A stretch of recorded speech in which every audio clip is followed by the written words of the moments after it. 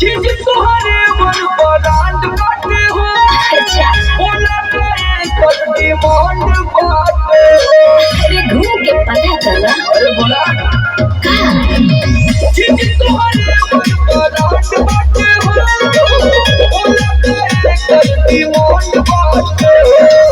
देख के जवानी हो बहुत करी कैसे भइल है बाटे बोला बोला छोकरी बोला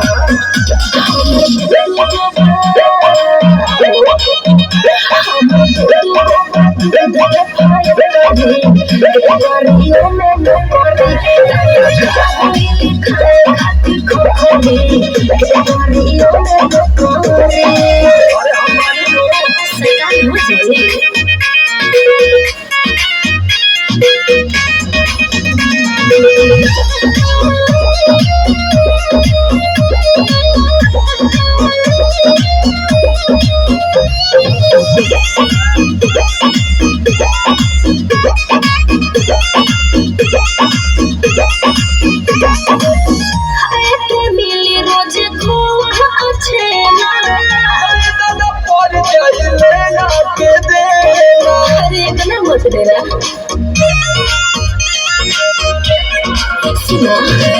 खाया के मिली रोजे खोआ अच्छे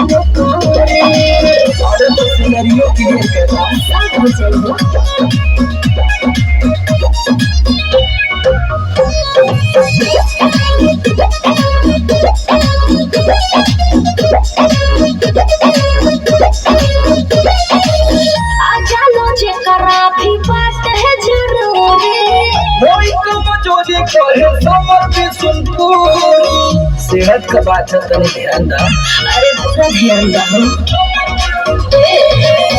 आजा मुझे करा भी बात है जरूरी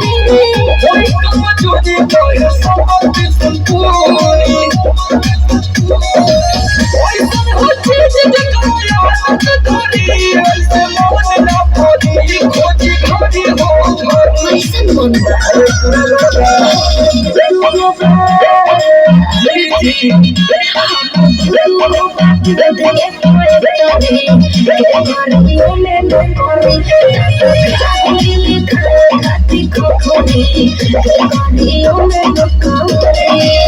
सामान्य